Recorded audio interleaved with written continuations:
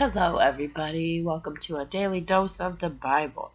We are reading Genesis right now, right in the beginning of the Bible, right in the beginning of God's working with creation and with people. And we just read about Joseph being sold into slavery. We're in chapter 38 of Genesis. So we're going to have to see what happens to Joseph. He's been sold to slavery to Potiphar. But 38 begins with Judah and Tamar. Yeah, another one of those stories.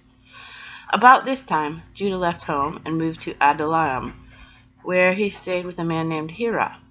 There he saw a Canaanite woman, the daughter of Shua, and married her. When he slept with her, she became pregnant and gave birth to a son. He named the boy Then she became pregnant again and gave birth to another son, and she named him Onan. When she gave birth to a third son, she named him Shelah.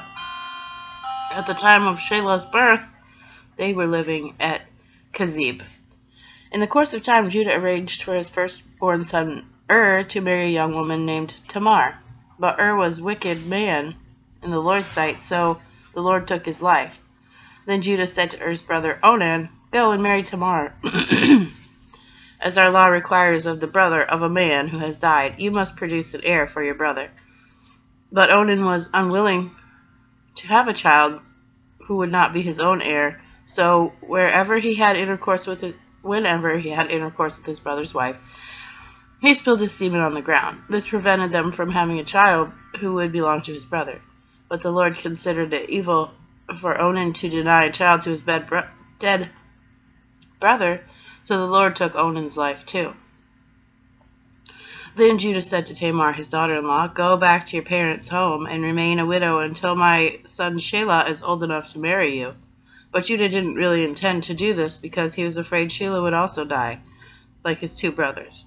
So Tamar went back to live in her father's house. Some years later, after Judah's wife died, the time of mourning was over. Judah and his friend Hira, the Adullamite, went to Timnah to supervise the shearing of his sheep. Someone told Tamar, "Look, your father-in-law is going up to Timnah to shear his sheep." Tamar was aware that Shelah had grown up, but no arrangements had been made for her to come and marry him. So she changed out of her widow's clothing and covered herself with a veil of disguise. Then she sat beside the road at the entrance to town, which is the road to Timnah. Judah noticed her and thought she was a prostitute, since she had covered her face. So he stopped and propositioned her. "Let me have sex with you," he said, not realizing that she was his own daughter-in-law. "How much will you pay to have sex with me?" Tamar asked. "I'll send you a young goat from my flock," Judah promised. "But what will you give me to guarantee that you will send the goat?" "What kind of guarantee do you want?" he replied. She answered, "Leave me your identification seal and its cord and the walking stick you are carrying." So Judah gave them to her. Then he had intercourse with her, and she became pregnant. Afterwards, she went back home and took off her veil and put on her widow's clothing as usual. Later, Judah asked his friend Hira the Adullamite to take a young goat to the woman and to pick up the things he had given her as his guarantee, but Hira couldn't find her. So he asked the men who lived there, "Where can I find the shrine prostitute who was sitting beside the road at the entrance to Enaim?" "We've never had a shrine prostitute here," they replied. So Hira returned to Judah and told him, "I couldn't find her anywhere, and the men claim they've never had a shrine prostitute here." "Then let her keep the things I gave her," said Judah. "I sent a young goat as we agreed, but I couldn't find her. We'd be the laughingstock of the village if we went back again to look for her." About 3 months later, Judah was told, "Tamar, your daughter-in-law, has acted like a prostitute, and now, because of this, she's pregnant." "Bring her out and let her be burned," Judah demanded. But as they were taking her out to kill her, she sent this message to her father-in-law. "The man who owns these things made me pregnant. Look closely. Whose seal and cord and walking stick are these?" Judah recognized them immediately and said, "She is more righteous than I am, because I didn't arrange for her to marry my son Shelah."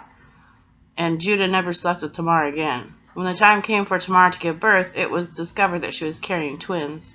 While she was in labor, one of the babies reached out his hand.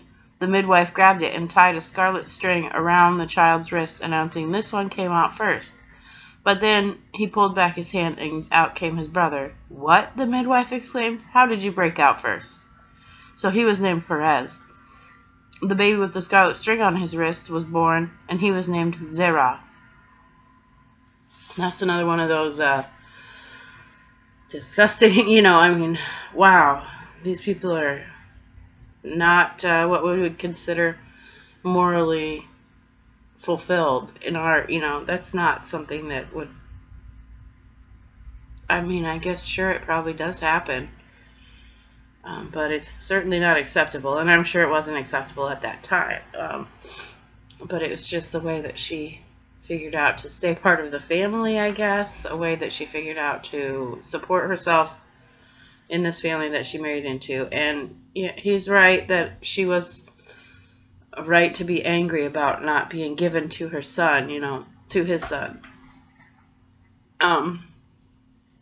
These kind of things, I mean, Judah is one of the 12 tribes of Israel, so these kind of things happen every day.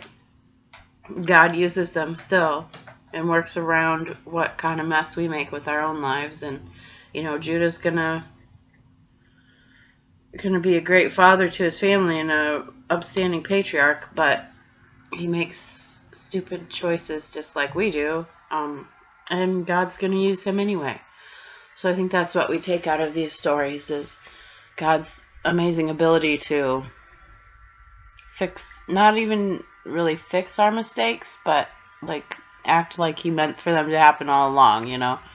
He works around what we mess up and brings it all to fruition someday. So just know that whatever you're going through, whatever you may have done, I mean, we've read stories that through Genesis, we've read stories that are just as bad as anything people do nowadays, and God forgave them and used them in wonderful ways, and he'll do the same for you.